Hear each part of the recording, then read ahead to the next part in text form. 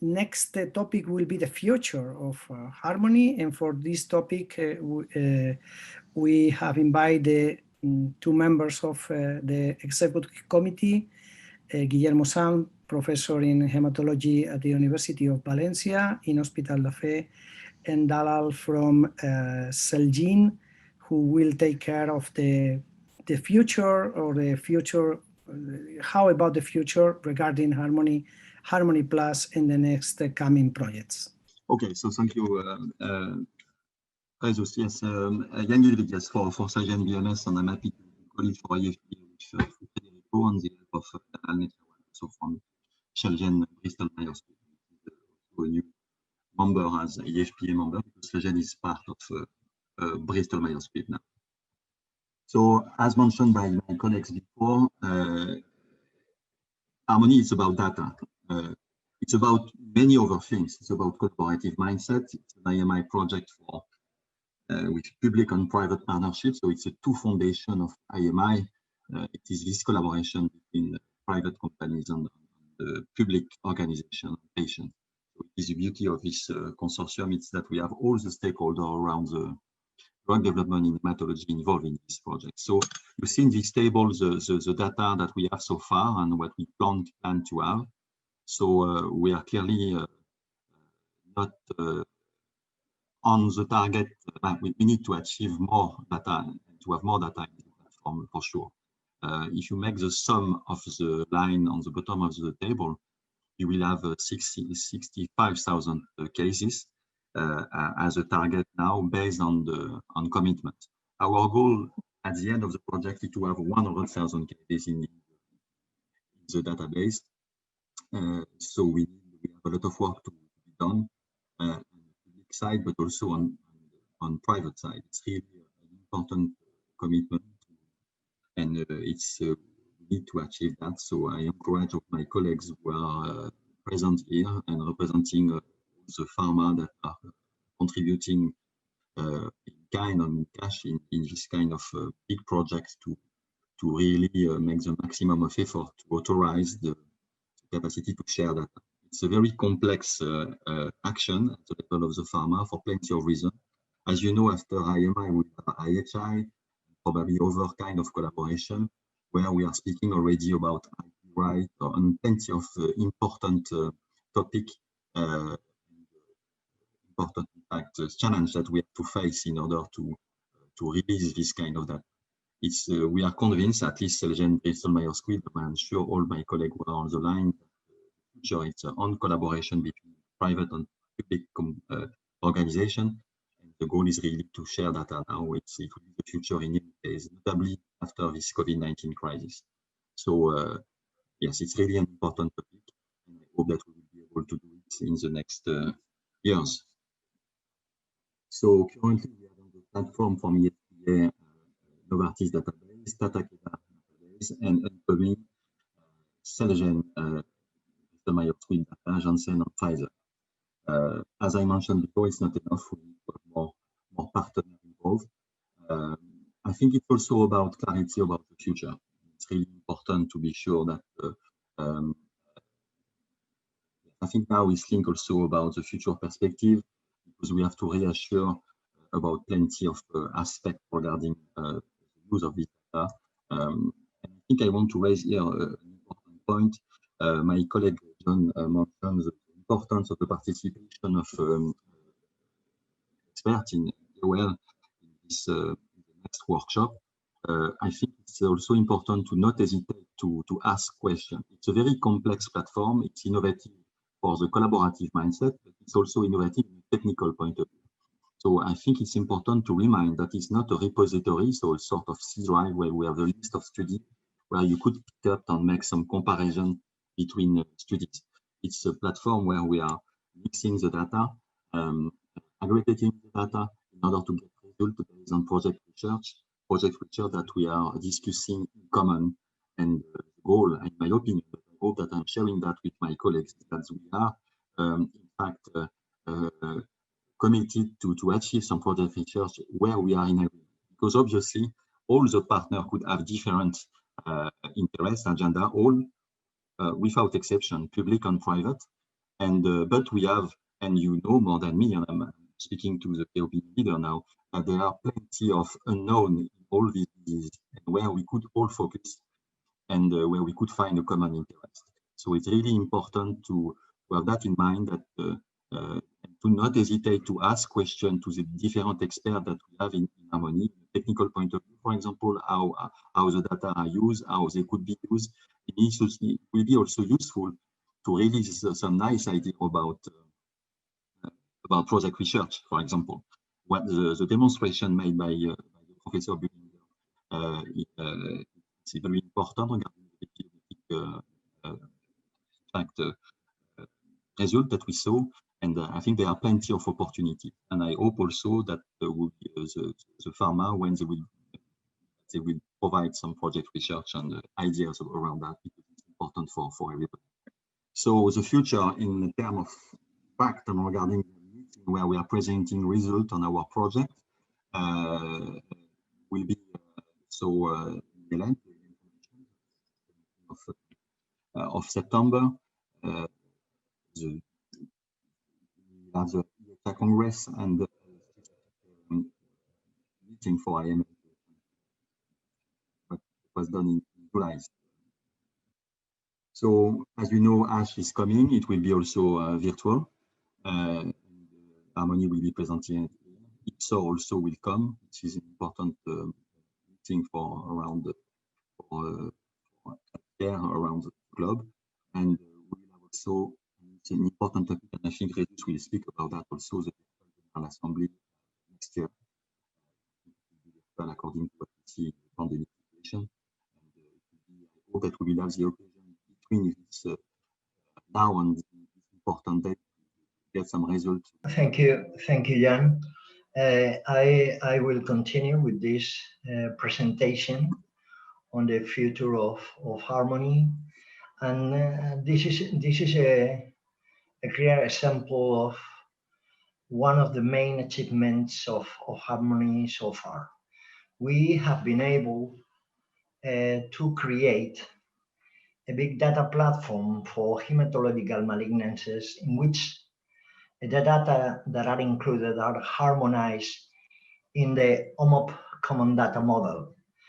And this is critical for a systematic and standardized analysis, and will allow us not only to perform our own internal analysis and research projects, but also to connect with other organizations. And as you know, we are currently establishing different kinds of cooperation with our colleagues at ASH, others in the Southern Asia and Australia, and in China. And this is very relevant, because our platform is not only allowing this kind of analysis, but it has shown that it is a safe platform that guarantees the anonymization of the data of the patients that are included in the database.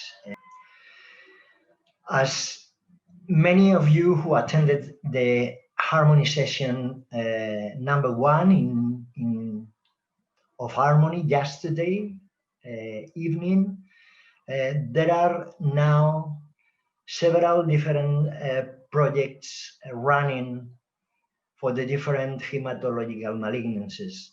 And we have also feel that Harmony could not let pass the opportunity to start a specific project on the effect on the outcomes of patients with hematological malignancies with the COVID-19. We need a new research project for all the different pillars of disorders that are already included in Harmony. And would like to stress that this research project can come not only for partners, but also from associate members. And I would like again to highlight that I would be very delighted to see that our colleagues in the pharma companies could be able to propose specific research projects for the different disorders. Again, we are trying in some way to give our own view of the incidents and also the consequences of the COVID-19 pandemic for patients with hematological malignancies. And this afternoon, we will have the pleasure to have two different talks, one by Professor Tiziano Babui on the impact of COVID-19 in patients with myeloproliferative neoplasm, another by Professors Pagano and Connelly, that is an open collaboration of the Working Committee on Infections in Hematology of the European Hematology Association, in which we are starting to create a collaborative effort that I think will be beneficial, not only for hematologists, but for the whole society. For these purposes, we have built a case report form for COVID-19 patients with hematological malignancies that is available under demand. And I know, because I have received several comments and criticisms for many partners of Harmony, that this, let's say, CRF is very complicated in the sense that it includes a very huge number of different variables. And it's true, it includes demographical variables and previous medical history of the patient, data regarding the specific hematological malignancy, data on the different signs and symptoms of the COVID-19 in this set of patients, data on the different treatments and the outcome of the patients who receive a specific treatment, also data regarding the COVID-19 potential complications, not only short, but also those occurring in the long term. And we have included a very large number of variables trying to find biomarkers of the severity of the disease and of the outcome, including different imaging and analytic tests, especially different blood results.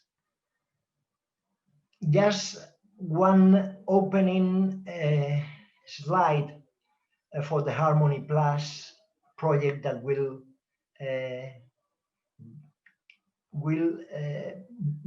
be given a specific presentation after this one.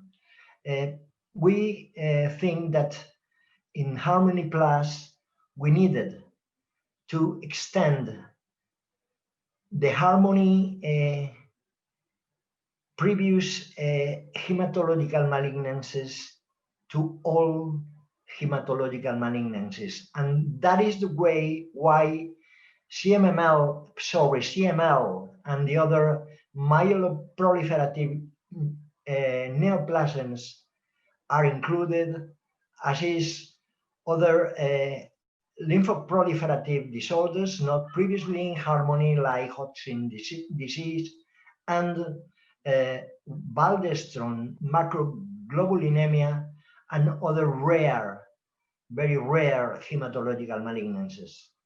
We want in Harmony Plus to expand our focus to be able to achieve the collection of data coming from registries and trying to obtain real-world evidence data, especially in outcomes. Again, we are going to involve different European cooperative groups, hospitals, and other data providers not previously present in Harmony. We would like, as a